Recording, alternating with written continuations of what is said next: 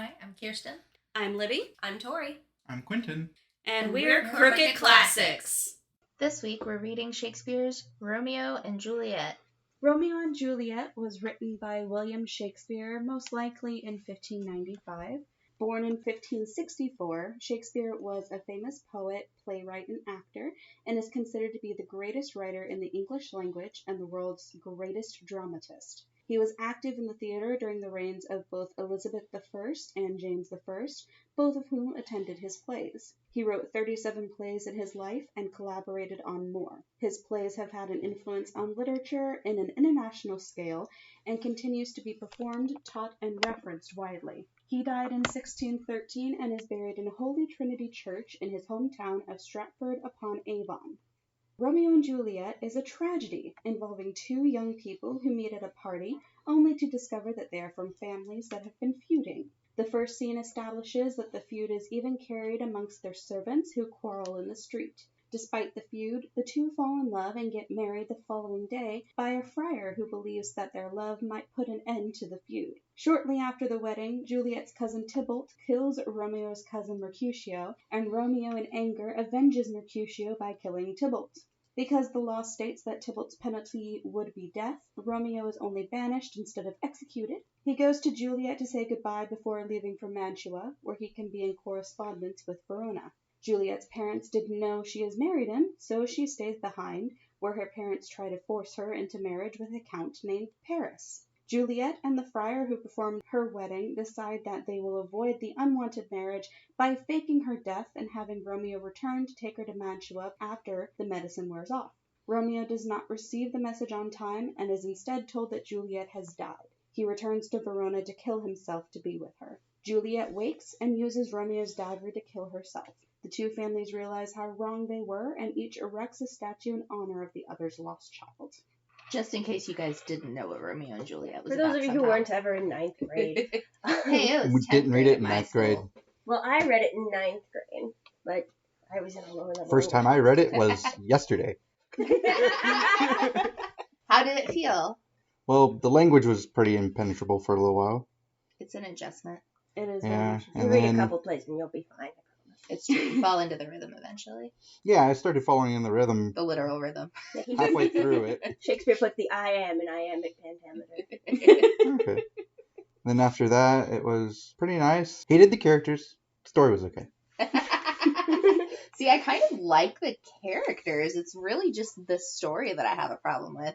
If you wanted to give me a slice of life about, like, Capulet Montague feud bullshit, I would be down for that, especially if Mercutio was alive. I love that little bitch. Okay, I think it may be a the bitch, and I love him so much. I think it may be the dramatic characters that I hate. It's true, because Mercutio is definitely more comedic. Yeah, Mercutio kind of came across as the comedy relief of the story of the play, Right. and then the play all went to shit after Mercutio died. His last pun may be the last Listen. joke in the play. Oh, likely. Mercutio makes a lot of sex jokes and then gets very uncomfortable at the actual possibility of sex. And then he does and immediately makes a pun about it, and that is an asexual man right there. I think That's he might what just I- hate women. I don't know if it counts if you're just a misogynist. Ask for me tomorrow, you will find me a grave man. Okay, am I the only one who thought that Romeo was completely insufferable? I thought him and Juliet were both completely insufferable. Okay, so first off, at the very beginning, he is pining over a woman who said that she would rather go to the church and be a nun than be with him. And he just completely falls and just pure depression, angst, anxiety, whatever, what have you. I'm like, Romeo, get He's the a f*** over teenager. yourself. He's a teenager. They do that angst thing. It's true they do, but like she was right. No, she was. Friar Lawrence, who will from here on out be referred to as Doc because West Side Story is the only version of Romeo and Juliet that is not insufferable. Disagree. It's fine that The you don't have 60s taste. one is good. The Just 60s because one is it really looks nice. good. it doesn't even look that It's nice, very okay? pretty, It in is- my opinion. It's pretty, but there's a hat that Lady Capulet wears that I was like, that's a weird interpretation of a historical hat. No, it is a 1960s thing. I found the fashion plate to prove it, and I can prove it right now, but not to the people listening. Sure, you can't. I will take your word for it. Attach it in the It's the description. best one, but it's not the only valid one. When Romeo was pining over Rosalind, my thoughts went back to Ragtime with Whitey had to cling to someone in order to be somebody. And it feels like Romeo was just clinging to Rosalind Romeo's and a horny then- little himbo. and then decided to start clinging to Juliet. He's and- like Tony, but stupider. As if such a thing was even possible. Well, Surprise. I wonder if that's like actual diagnosed syndrome where like guys just need to attach themselves to other people. I think it's just Yeah. general lack of emotional health. Which I wonder if there's a counts for name for it, is what symptoms. I'm saying. most men have the specifically. emotional range of a teaspoon, Mhm. if that. Yeah, So- but that's society's fault. Mm-hmm. They could harness it if they were taught. They Romeo just has 3 moods, and that's it. aren't. I didn't think of the moods before I said horny, pining, something else. I was Horny, gonna- pining, angry. Stabby. Yes, stabby. Does he want to stab the woman with his dick, or does he want to stab the man with his sword? 2 kinds of stabbing. Just make sure he doesn't get them mixed up. Yeah, you don't want that That battle would turn lust. out really awkward. Yeah. Although Yeah. I'm sure that there's Tybalt Romeo fanfiction out there. Oh, I'm sure. Imagine can- if your enemy skips up to you in the street and he's like, I love you. And you're like, I'm going to cut your head off. And then he's like, but I love you. The other question I had was, did Romeo have like some sort of mental illness or like abusive upbringing in order for him to cling to someone so like completely? His parents seem to like him a lot better than Juliet's parents like her. His Yeah. mom literally died of despair because he got banished. I was like, girl, you can go to Mantua in a day. That's the thing is that Romeo was a man. He was actually a person. So in the times, he was actually considered a person. So of course Okay. his parents love him. Do we want to start actually going through the story, or are we going to go over all the characters first? I'm just saying Romeo's Listen, we're just insufferable. talking about We're the just- play. That's what we're- we have like 12 people listening to this We're tops. complaining. It's fine. Okay, moving on. Yeah, sorry. Shall we talk about Juliet? I feel bad because she's a literal child. But damn, She's she's stupid 13. as She's He 13. is 13. So, I can excuse that. So the thing is, the only time when Italy had like principalities, like it ended in like the 1330s ish, and getting married at that age in the nobility specifically really common. Now, what wasn't common, what was not common at all, and I don't know that Shakespeare knew this because he was not living then, was consummating said marriage, because it happened to Margaret Beaufort in the 1450s ish. Libby's looking at me like she doesn't know who that is. That's fine. Isn't that... Henry Henry VIII's VIII's grandmother. Yeah. She got knocked up at 12, gave birth at 13, almost died, and never had children again. And people Given- were like, that's real weird. Right? No, as soon as she was pregnant, people were like, you did what? Yeah, for Paris to have consummated his marriage with Juliet when she was 13 going on 14 would have been very poorly regarded even for people in their position. Well, Would anyone have done anything? No, but it would have been poorly regarded. It would have been like, Technically, she was 13 going on dead. That's true. She did well, not they make it didn't to 14. know that. True. But then the question is, did Romeo and Juliet consummate their marriage at, during that scene where they wake up and have that conversation with the nightingale versus the lark? It's pretty heavily implied, I especially was with some gonna later say. dialogue that they did. It feels Yes. pretty implied. Yeah. Pretty She says she's a wife distinctly. who's been enjoyed. Yeah. I did not like. Let me just say that I absolutely hate the Capulets. Like, with every They're fiber of my insufferable. being. They are so freaking insufferable, especially with the quote of, like, younger than her are happy mothers made for Juliet. Yeah. And that Like, was from her and mom, wasn't That was from her mom. Like, no thank you. I do Like, not want a it? Her 12-year-old. mom did not like her. Like, straight up, I think her mom did not like her. Because even Yeah. her dad was like, nah, dude, it's a little weird. Wait till she's like 16. Now, he went back on that. He went back on that very much so. Mm-hmm. But, like, at least he tried. And her mom was just like, no, send her away. And she's just always so mean to Juliet. She's always criticizing Juliet. My mommy issues really activated with Lady Capulet. I'll tell you what. I was like, damn, why doesn't she like her kid? You're both women. Yeah, I know Women support women. Well, I know she even says that she got married and all that at that age. And I think it's also that Juliet might have been the daughter when she wanted a son. Yeah, because she is their only kid. I think it's implied Yeah. that they tried a few other times and they, like... got nothing. Yeah. Yeah. I'm remembering a meme, and it's like all throughout history, guys like would treat their women bad whenever it's actually up to the dude's biology to decide whether the child is a son or a daughter. Yeah. Mm-hmm. And the only thing I'm thinking of is, did they send me daughters when I asked for sons? The answer is yes, if you're Lord Capulet. They didn't even send you multiple daughters. They just sent you one. Also, if you're Lisha. Yes. It actually makes the Tybalt thing a little bit worse because they don't really reference any other direct cousins of Juliet, which means that Tybalt was probably his uncle's heir. Like, Yeah. Romeo deadass murdered the next Lord Capulet. Okay, here's the thing, though, is that that's the other thing, is that Juliet meets Romeo, marries Romeo, the day after meeting him. You can't marry a man you just met. You can't if it's true love. What do you know about true love? Anyway. I know it's a Disney quote, but that felt a little personal, Lily. No, you're right. Well, now I just feel bad for you. True love is an illusion. There is no unconditional love. People can make you unlove them. It's true. Depends on the person. Probably true. I think Quentin and Libby are promising not to unlove each other right now with their eyes. We're not so good at the reading people for the other two here. I'm guessing based on context.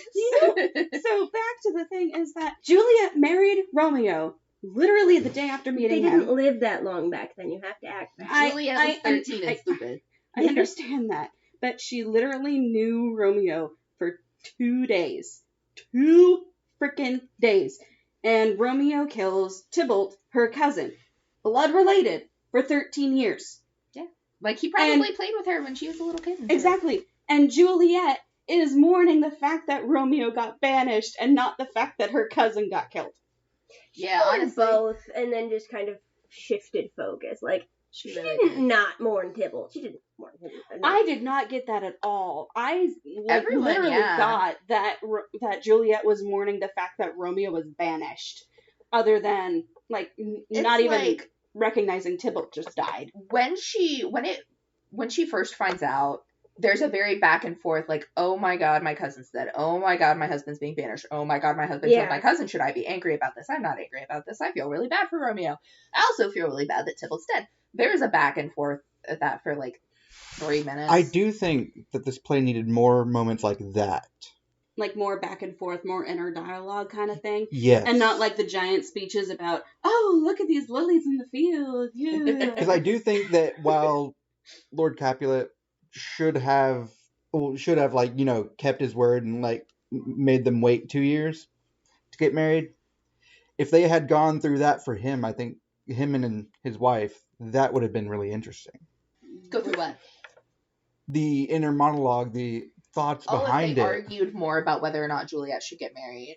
Yeah, I feel like the play is very short, and I understand that like it's supposed to be short. I mean, they typically just like performed it, right? But I feel like it's too short, and there's not enough like inner dialogue or like any deep conversations in order to get a better feel for these characters. Right. I mean, we understand that Mercutio is the butt of the joke in the entire play.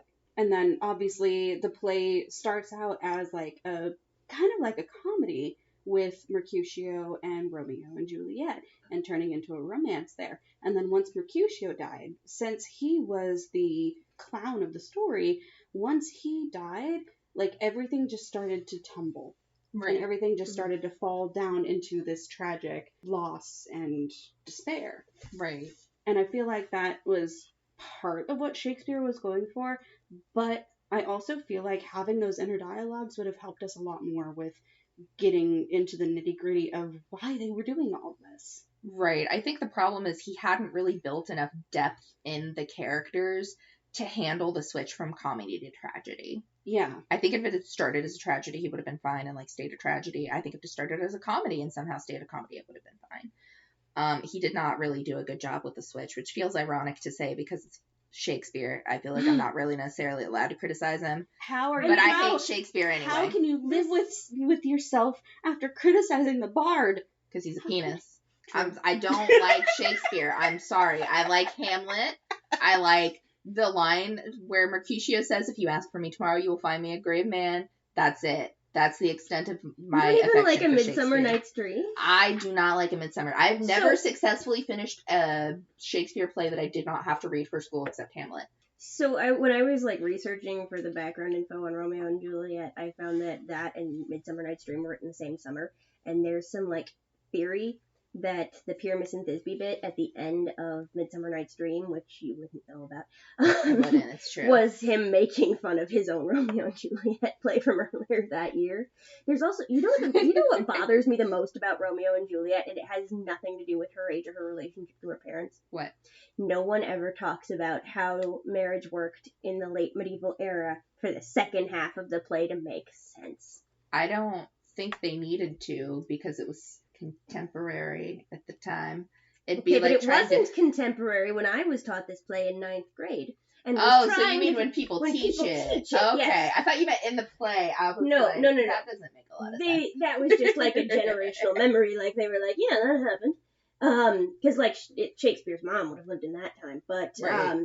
At the time, if you got married, and by married I mean, hey, I like you, I think you're cool. You both say that in front of a priest or a maybe priest, then boom, you're married. But if your parents are like, you're not, then you're not again. And that's how it would be like legal, even though she was married to Romeo, for Juliet to marry Paris, which was going to be one awkward situation when he figured it out, because she's not that good at keeping secrets. No. She's 13, so. And the nurse likes to talk. So She really do. Yes. I was actually surprised she didn't give it away. Yeah. That's true. I think if they'd had to keep the secret any longer than 3 days. That's probably why Juliet kept it from the nurse when she got that medicine from the friar. Yeah. Mm-hmm. Because if she'd shared it with the nurse would have let everybody know. And then Juliet would have woken up in her bed with her parents standing over her, tapping their feet like, the f*** are you doing? Like, she already got damn near disowned once. She had to go to confession and everything. Which, to be fair, is what I also had to do when I disrespected my parents. I'm so glad I'm Lutheran. I don't have to talk to anybody. I'm so glad I'm atheist. It's the Catholic to atheist switch is one of the best decisions I ever made in my life. I'll tell you what. Now, unfortunately, because I didn't end up getting confirmed, I cannot be personally excommunicated by the Pope, which was my goal for a really long time until I realized that. But I'll take what I can get, Being an atheist, it's a good deal compared to Catholicism. That said, if I had to be a Christian again, I would absolutely go to Catholicism because the aesthetic slaps. I think Catholicism was actually part of the reason it was, like, not to critique the Catholic Church in the modern era, but No, go ahead. Shakespeare was absolutely Anglican, and Queen Elizabeth and James I were very Anglican and very much, like, pushing that, and he was kind of writing for them. Those two were the target audience. Everybody else is happy, that's nice, but it's very important that Elizabeth and James like it, so these Catholic people not getting to make their own decisions, not having access to their own choices, like the Anglicans had, that would have been an influence there. Well, you gotta keep your patrons happy. Mm-hmm.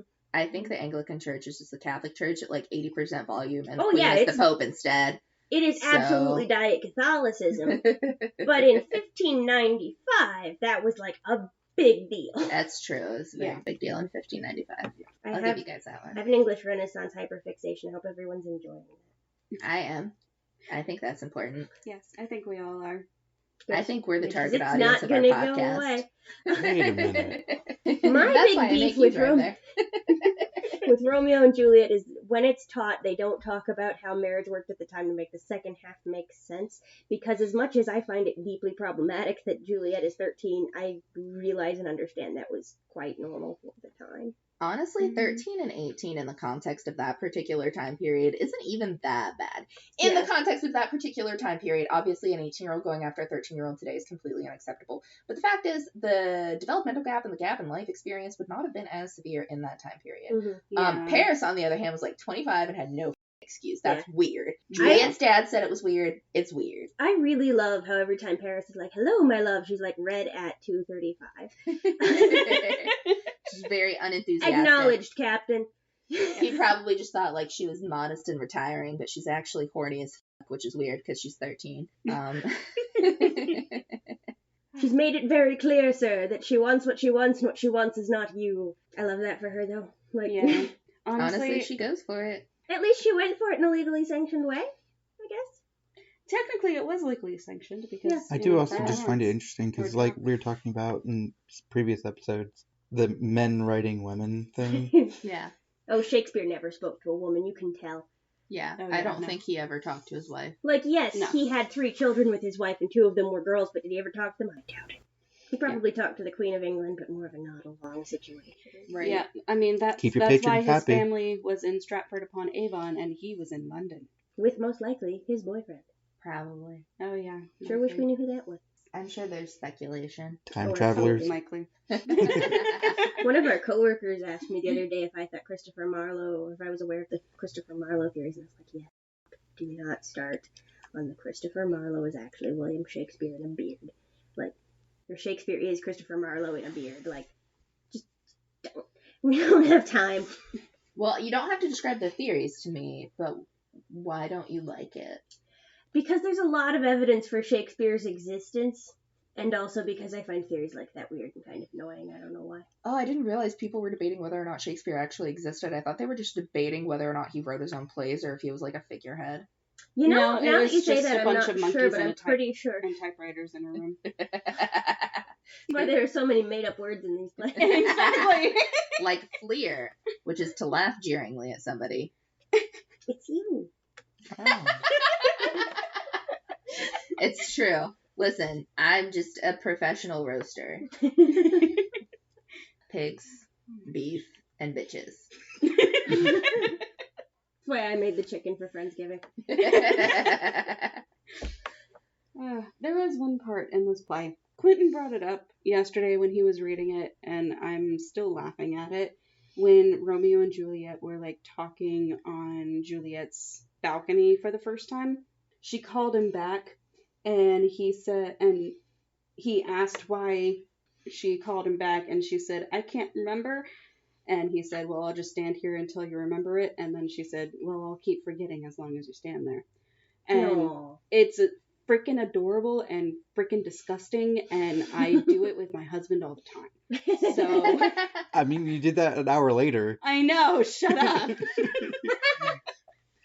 My ex-boyfriend used to do something similar, but it wasn't quite the same. So. Yeah, we're kind of gross. I'm sorry. They were very much in love. It's just stupid they were. They needed to take a chill pill about it. And plan shit out. They didn't even really gonna get sold into marriage to her dad's friend. It's like what you learned from Jane Austen. If you're going to be stuck with a man that you find insufferable, he might as well at least have a lot of money. I was going to also say, as far as the quickly changing the mind, that could be because Tybalt was the last of the line. So they needed Juliet to pop out a grandson right quick. Yeah. They needed to continue the lineage That real would have quick. been a very interesting thing for them to have said in the dialogue of the play. Hence why I said them. Monologues, the ideas, never all that. That makes me wonder if that's something that would have been like somewhat obvious in context to Yeah, that's people what at I'm the kind of time, thinking.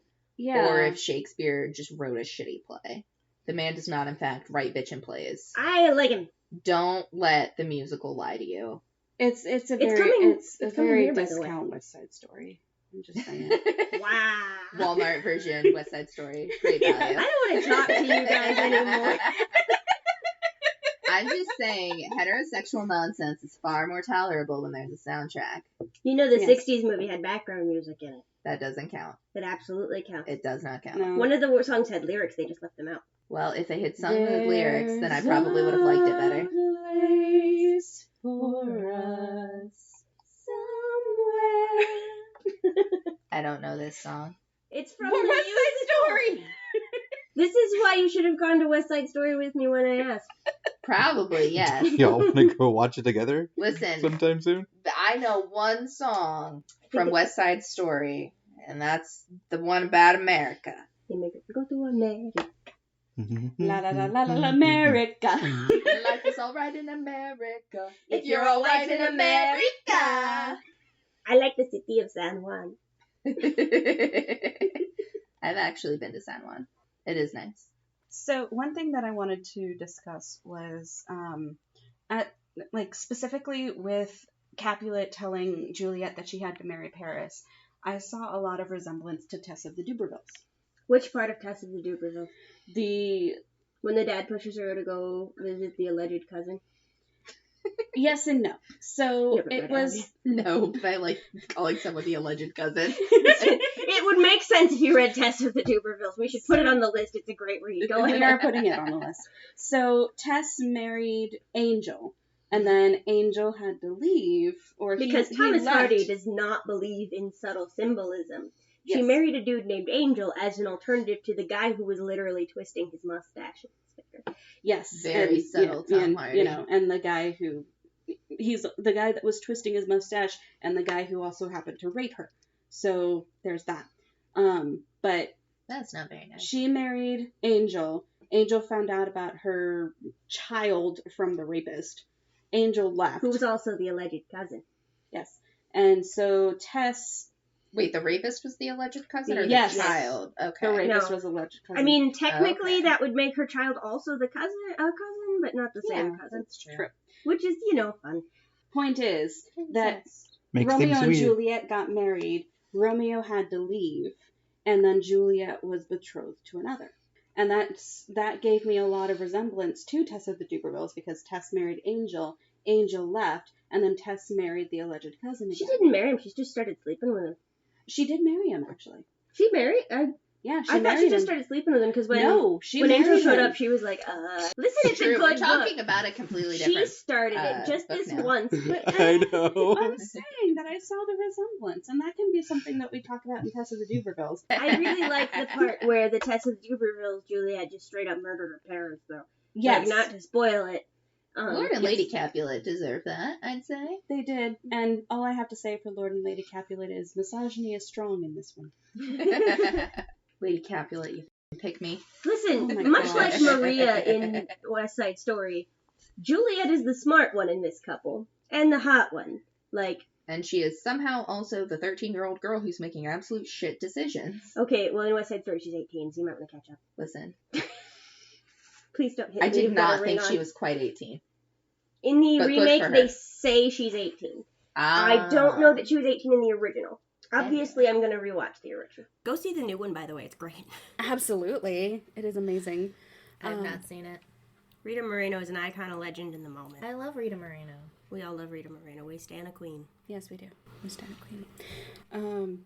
There was one other point that I wanted to make regarding Romeo and Juliet itself, is that it is very much a shame with the ending and both of the main characters dying, because, it's a tragedy. But Everybody has to make stupid decisions. yes, I feel like it was necessary in order to stop the rivalry. You know what's great though? They could have just listened to the citizens of Verona, because the citizens of Verona at the beginning of the play, deadass broke up a fight and was like, "We are so sick of y'all's shit. Knock it off." They were ready to bring out Listen, the the guillotine. Capulets and the Montagues are just as murderable as everybody else. We can make this end. Were they actually trying to break it up, or were they trying to get in there and voice their own opinions, and were they taking sides? I don't think they were taking sides. I think they wanted them to. Can you stop? fighting. We're mean, they trying to came- have our day-to-day here. Yeah, I know that Because- it says they come in with clubs. Right. Yeah. Direct action. They were like, I feel like- has an equal opposite reaction. Yeah, I don't know that it would have Sorry. ended if Juliet had actually left with Romeo like she intended, unless they went further than Mantua, because that's a one-day trip. And eventually, I like to think his parents would have visited him. His mom apparently didn't think so. Yeah, his mom didn't have to die of grief. No, she was very Can't dramatic. just go travel by herself. I wonder where her son got it from. I didn't realize that until now. It makes so much sense. They're almost genetic. Does Romeo have ADHD? Probably. Likely. That's genetic. Yeah. Yeah. Lady Montague, who has like one line, I am now going to say. Actually, could it be ADHD or autistic? I think it's Does not ADHD. strike me as autistic. Because if he was autistic, Rosalind would not have left his brain ever. Okay, so the other thing is, do you think it was more Asperger's than autism? those are I no don't think longer they separate differentiate. diagnoses. Yeah, Really? they don't differentiate Asperger's those isn't anymore. a diagnosis anymore. It's autism, and then there's 3 levels. 3 is lowest functioning, 1 is highest functioning, something along those lines. I don't know. It's autism I've not looked spectrum at my own disorder now. paperwork. Honestly, hot take, Romeo is dyslexic. He's dyslexic and he has ADHD. He is a demigod. It's a shame that he didn't live long enough to be claimed by one of the gods. He was 18. They didn't want him. They didn't want him. I wouldn't want him either. The poor didn't want this one. Or they had already seen the story written out and just said no. Fine. So Romeo, ADHD, and dyslexic? Are you going to back up the dyslexia at all? Absolutely not. I Cool. am operating exclusively on vibes. I like it. The And ADHD, what though, would I make would me- justify with poor impulse control, difficulties with emotional regulation, hyperfixation, that kind of thing. Again, that makes me wonder if he had like something else other than just ADHD, or if he had like trauma, or like a misdiagnosed like depression, anxiety, that kind of thing. Oh, he I definitely love how you had said depression. misdiagnosed like he had a diagnosis. Undiagnosed. They just diagnosed you with demons back then. Oh, The he for power sure- of Christ He compels for you. sure also had demons. That's why he knew Friar Lawrence so well. That's why he was on such good terms with Friar Lawrence. That's why I Doc really- was always telling him to chill. So that's how they get. That's how they get apprentices. They were gonna send Romeo to the church. They can't send him to the Honestly, church. that He's would've the been- only kid. Best outcome for Romeo, probably. We would have gone You full really Heloise think and they give Abelard good here. advice? No, you didn't have to, though, back in the day. Honestly, I feel like he would have done a lot better as a eunuch. But that's just me. Again, we're trying to rewrite this as Heloise and Abelard. Just saying. I have no idea what those words mean. It is a French, very old story. I think it was written in poem format of these two people who fell in love, and her family was not so keen on that, so they gave him the Bob Barker treatment. So they both joined holy orders and wrote letters back and forth. Oh, lesbians used to do that. Give them the Bob Barker treatment or join the holy No, orders? join the holy orders, because then, you see, you don't have to get married to a real man, because you're married to Jesus. Yeah, gay men used to do that as well. Lesbians are gay people. I don't know, I don't understand, other than, to promote the plot, to develop character, to make it a tragedy. They didn't just leave when they had their night together. No one was checking, that's clear. They would have been pursued, I think. Not if they went the other way. Well, that's the thing, And is again, that we've established that they Romeo's were- a dumbass. They also Yeah. established that the friar's place was a good place to hide for a bit. Yeah, any church is good sanctuary in the before times. And by Yeah. before times, I mean before the War of the Roses. I don't know why they didn't just hide Juliet in the friars thing until they could come up with a better plan. That sounds so wrong when you say it out of context. The friars thing. Doc's basement. Hide her in Doc's basement. blink twice if you're being held against your will. Yeah, they probably could have thought it through more, but that sounds very out of character. For everyone there. Juliet was smart enough to do it. She was just very much guided by her hormones, and As most 13-year-olds are. Yeah. not me. Definitely me. It was definitely me. Too. Maybe not the same hormones, but it's a very volatile age. No, Yes. I wasn't Romeo controlled probably by could have come up with a better plan, but he's a dumbass, and Juliet probably could have come up with a better plan, but she was distracted. A little distracted. A little Doc, less conversation. regrettably, is actually not that smart. He's very chill. He's not very smart. It's probably all the herbs. Just leave it alone for now. You don't need to. I was just intrigued by it. Then I got it stuck. It's fine. No, I gotta do it. No, Okay, don't I'm sorry. bother me. Okay, I feel better now.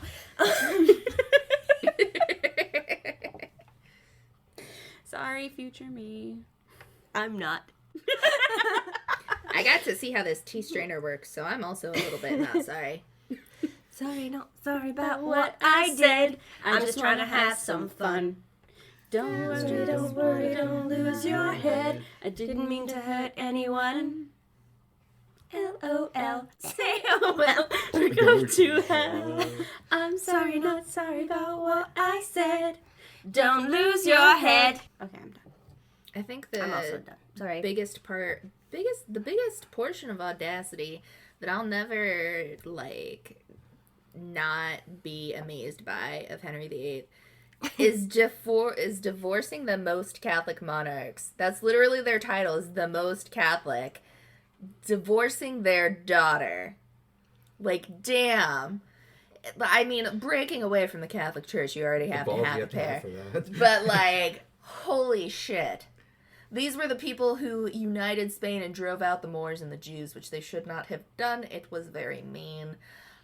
They were known as the most Catholic. They started an entire dynasty that didn't end until they were so incestuously inbred that the last one couldn't fuck. Now they're Bourbons. He continued to baffle Christendom by continuing to live. That was in his notes from the Undertaker. That's exactly how it works. Okay, we're back on a sidetrack. We are. Well, him divorcing her did result in the Anglican Church that I mentioned earlier. Some familiarity with this. Yes. And that is why Shakespeare thrived, was that Elizabeth I was the daughter of Anne Boleyn. So without Henry divorcing Catherine, he couldn't have married Anne, meaning that Elizabeth would never have been born, and Elizabeth was the one that she helped bring England out of debt, completely demolish the Spanish Armada. Yeah, I was gonna say she did a lot. Their navy is popular for a solid reason. Yeah, she did a lot of great things for the country. She was maybe not for people as a whole. Yeah, a little volatile, but that's about. Feels like she's net negative for humanity in general. Maybe not a great idea to just leave the country to the Scottish guy. Yeah, I get, but anyway. Shakespeare was able to thrive in her reign. Yeah, he became somebody during the time when the Renaissance essentially kicked off with Elizabeth. And what's really interesting to me about actor from a mediocre town. Mediocre actor from a measly little town, but you try. You know what? An attempt was made. You've heard me slip up worse. I can't think of any right now, but you're probably right. Because we've measly little actor anyway. We've known each other 11 years. We're gonna know some weird stuff. I have an idea for a topic. Yeah? The one about the media based off of Romeo and Juliet. Okay. Yeah. And just its legacy. Lion King 2. Lion King 2, yeah. Mm-hmm. Yep. I personally love thinking of Romeo and Juliet as a sequel to Hamlet. I want to hear more about that. Honestly, my favorite depiction of Romeo and Juliet, or the story of Romeo and Juliet, is the movie Shakespeare in Love. Because I understand that it's not realistic. But I enjoy the historical fiction aspect of it, of Shakespeare writing Romeo and Juliet from personal experience. I enjoy it. That can't be a relationship that ended well if it was true. Oh, it sure did not. It did not, no.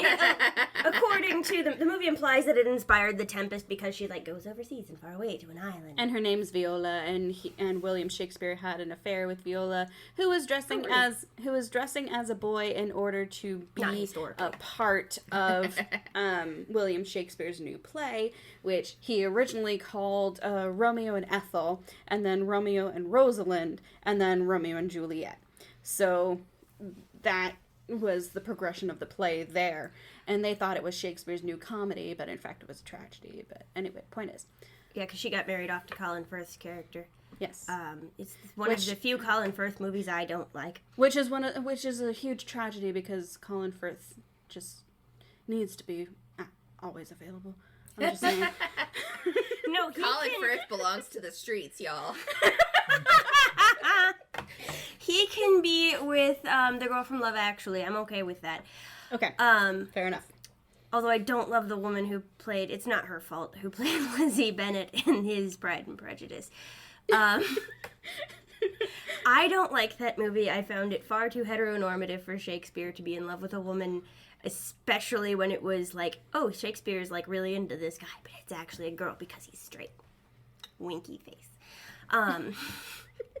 That's Shakespeare. When I think of Shakespeare, I just think of him as being extremely heterosexual.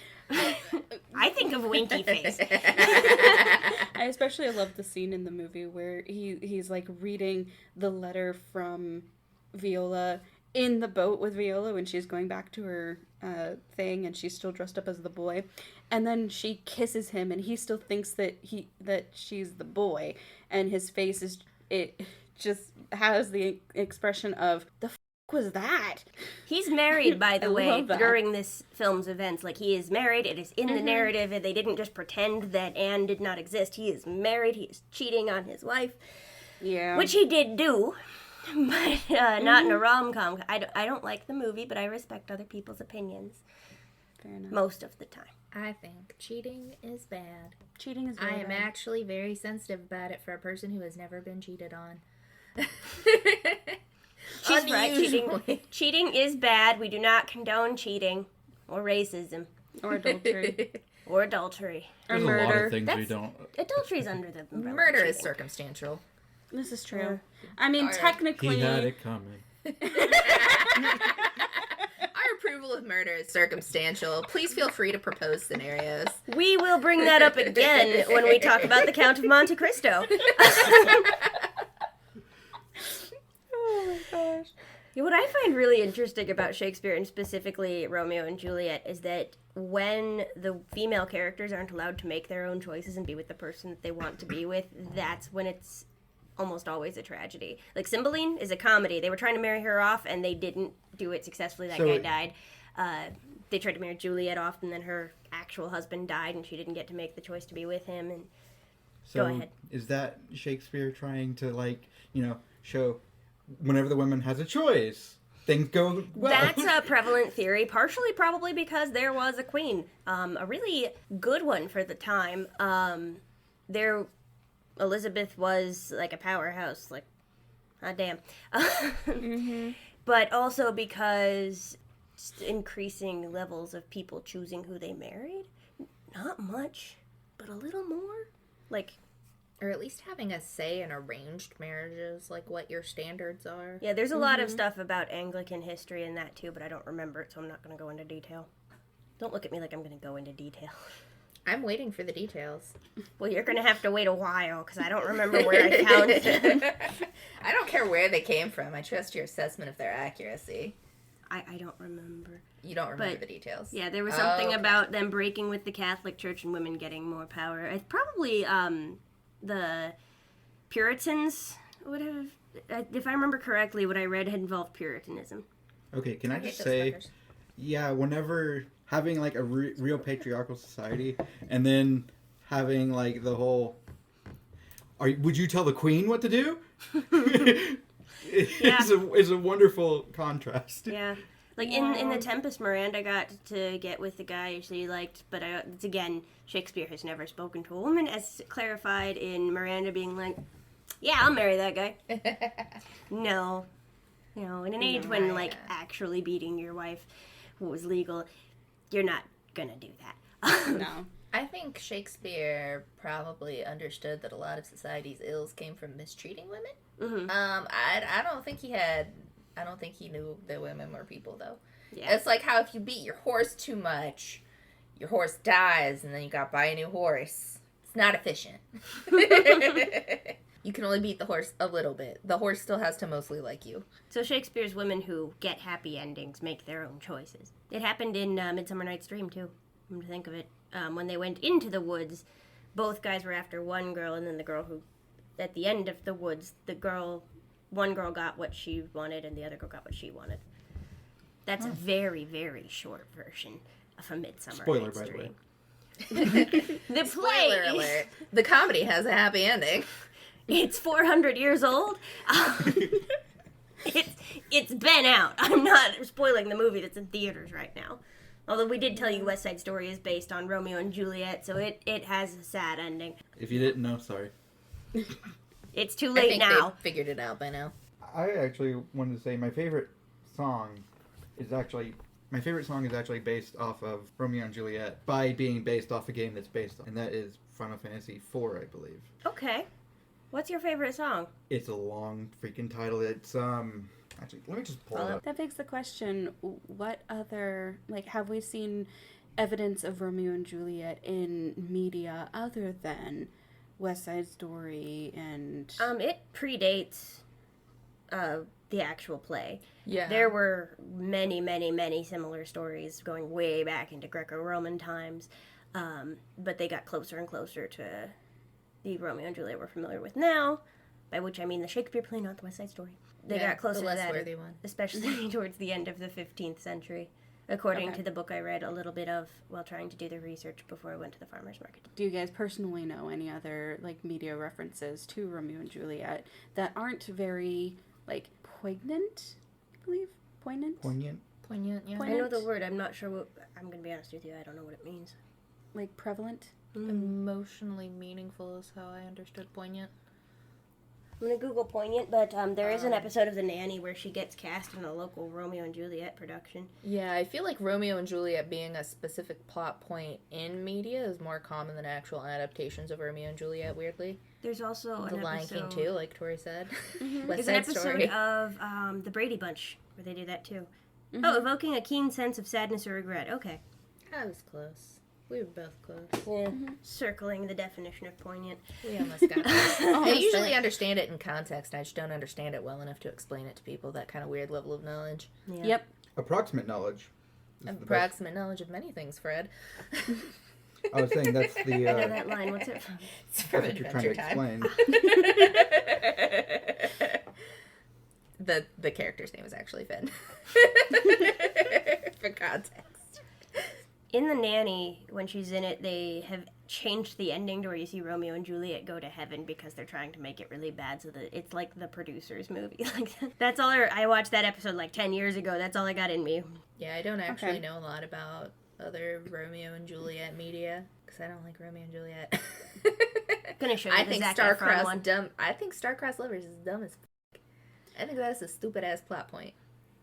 I agree to a point. I do think that, like, the idea of the star-crossed lovers is a default plot point, and sometimes it's just like the fallback, and it's a trope that we're all familiar with. Right. And having that familiarity allows us to dive into the media and see and actually, like, understand the story without needing more preface. It's like a little shortcut. So I think that it is a very simple plot. Like, it's a very predictable plot. We all knew what was going to happen going in. But I also think that it's, like, the easiest Shakespeare play, which is why this is not what Shakespeare intended to do with this play. But it sure does make it easy to teach as your first Shakespeare introduction. Like, that's why they teach that first at a lot of schools, is because you can read this and extrapolate from it what the plot is without having to try to follow what the hell's going on in Hamlet. Yeah. Which is I like Hamlet. a little bit of everything, all of the time. Yeah. And it's good. Is it? Is it? Listen, characters get kidnapped by pirates halfway through that, and it doesn't even warrant being on the stage. There is too much happening in Hamlet. There is not too much happening in Hamlet. Hamlet is the ragtime of Shakespeare plays. It's got some interesting grammar choices. That cause It's got me a to lot dock happening. it. See, Got a lot happening all at once. If we didn't know that the uncle was, if we didn't know that the father was dead before, Would not be strange at all. Exactly. Follow us, we're funny. Would now like to say that based on our last 3 episodes, we like books with dead people in them. Send us your recommendations. I like ghost stories. add in comments in YouTube, or you can tweet at us on Twitter and let us know any suggestions for epic novels, whether classic or current, with dead people in them. We would love to hear your recommendations. You can even have alive people in it too. Now, just so that everybody understands the baseline, on this podcast, we will not talk about Harry Potter.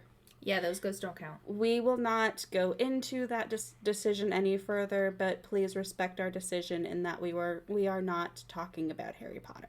Don't add us. Don't do it. Don't do it. I will fight you. I'm good at fighting people on the internet. Probably because I'm not good at fighting people in real life. She's actually quite good at fighting people in real life. And unfortunately, we don't have enough followers, so we're not gonna block you, but... yeah, we will. We Speak for yourself, Libby. I have the password to that Twitter account. We won't block you right away. We'll be really mean to you first so that you unfollow us. And then if that doesn't work, we'll block you. And by we, I mean me. Look, my formative years were spent on 4chan. I'm just a bully. So, if you have... What did you think happened? Just general internet. If you have felt personally attacked by Kirsten, leave us a comment down below. Raise your hand if you feel personally victimized by Kirsten. All your hands should be going up or I'm not doing my job. You gotta like our pinned tweet if you've been personally victimized by me. Wait until I get the typo fixed, though. So the typo gives it character. It does give it character. But it also So I takes it finally out of the found it. classics tag because I left the I out of it. The name of the song is The Impresario, Okay. and it is apparently based on Final Fantasy VI. So Yeah. Final Fantasy VI might be the one with Terra, but it might also have a subplot of Romeo and Juliet It does have a characters. stage play. Final Fantasy VI, there's an opera in it or something? I don't know. I haven't played it. Oh. I wound up finding it on Overclocked Remix. So I just remembered that there was a book I read once. It was like a young adult fiction novel. A girl had a crush on a guy and was excited that their school was doing Romeo and Juliet. And she and he auditioned for it. She didn't get a part, but he did. He got cast as Juliet. And the school had made the decision to cast an all-male reenactment of Romeo and Juliet. That seems like it violates Title IX. It's technically historically accurate. It is historically accurate because in the time of Shakespeare, Yeah. they only males were allowed on the stage because women were too delicate. I read a book in high school. I don't remember what it's called, but it was Romeo and Juliet being told from Rosalind's perspective, which is interesting because she's not actually in the play. Like, you never see her. But she ends up falling in love with Benvolio at the end. Oh, good for Rosalind. Good for Rosalind. She got to choose her own. Word I'm not going to say because I told my cousin about this episode. Although I'm still Slut? I'm still laughing how at the beginning Romeo's all up in a tizzy because Rosalind would rather join the Holy Order than go out with him. His affections were so fickle and he's so dramatic, though. Like, I get it. know. Like, girl, he was right. How he ever caught Juliet, I'll never know. He 13, acted quick. that's how. Oh, he did act quick. To be fair, she straight up was like, listen, bro, you're going to marry me or you're here to f*** around. Yeah, and I also think that she had just finished puberty. Like, seriously, 13, you just finished puberty. I was not Maybe finished. Or, like, you puberty at finished 13. puberty. I Or barely like started. you're like just like I was getting to the end there. you're like going through puberty, and so you have all this fixation on what this body do, and now you have a guy showing You've interest only in got you. 2 days to find out. They'll show apparently. you what that body do. Exactly. Let me see what that body do. Well, you know, as soon as women Throw get that into ass puberty, back. they can't control themselves, so you gotta marry them off.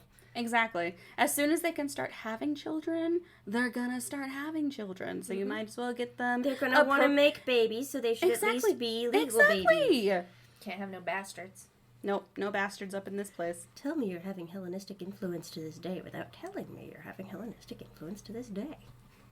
What about women being, like, super horny all the time? Mhm. Okay. Yeah. I wasn't sure if it was that or bastards, and I was like, I mean, I'm sure there are bastards. I don't know. No, they literally were like, yeah, no, she's old enough that she's gonna want to do things. Let's get her into a marriage so she can do the things and make babies. Yes. That we don't have to be ashamed of. For shame. Before the internet, you could just move and lie. Exactly. You Oh, had to you can move still pretty do far in that. some cases. It depends on how advanced your roads and postal system was. It was pretty good in Italy. Just putting that out there. Let's go to Spain. It's the same language, right? That's the best look you've ever given. You're almost making eye contact with me. I can tell. You really want to glare at my eyes. Fight. So we might have to cut it here so Kirsten can throw Tori to the ground. We're gonna defenestrate her. There's a window somewhere in this apartment. Right there. Thank But you, it's Gwen. ground level. It's fine. I don't want to kill her. I don't think Maim you a could little. lift me. I could not. I absolutely could not. And not because you're big. I'm just weak. I'm not small. The angling would be a little awkward because you're tall. But... I am. So, Anyway. final thoughts on Romeo and Juliet. Benvolio was the only sane man in this play, and that's why he was not in this podcast, because we were too busy bitching about the crazies. Yeah. I like this play, but I understand why people don't. I'm also the sort of person who watches the same campy Christmas rom-com 50 times. It's the Christmas Understandable. part that's a problem. You just don't understand me. Like I said at the beginning, don't like the characters. Story, eh. Yeah, the star-crossed lovers trope is relatable to a point, but it's a good classic play. Like, as soon as you say anything Shakespeare, you automatically think Romeo and Juliet. So Not you. So obviously, I have been stopped in my tracks. So I do think that Shakespeare did something right with Romeo and Juliet because it's so well known and because there's so much based off of Romeo and Juliet. Mm-hmm. The trope wasn't so tired in 1595 because it was the first time. But now that we are 500 years later, 400 or 500 years later, we are It's able a dead to... horse. Stop beating it. Couldn't have put it better myself. Thank you. I like the funny ones. But yeah, I feel like now we can look back at it and read through it and realize that some of this shit should not have worked. But That sounds it like did. all Renaissance writing, honestly. That sounds like the history of mankind. This shit shouldn't have worked, but it did. it did. And that's why it's a classic, is because it's well known and well understood. So, our next episode. Next time we will have a guest in order to discuss our book, Catcher in the Rye by J.D. Salinger. So hopefully you guys will tune in for that next time. Until then, find us on YouTube, find us on Spotify, find us on Twitter. You know the deal. Okay, Come read bye. with us. But be careful, because if you look for me tomorrow, you will find me a great man. Come read with us. Bye.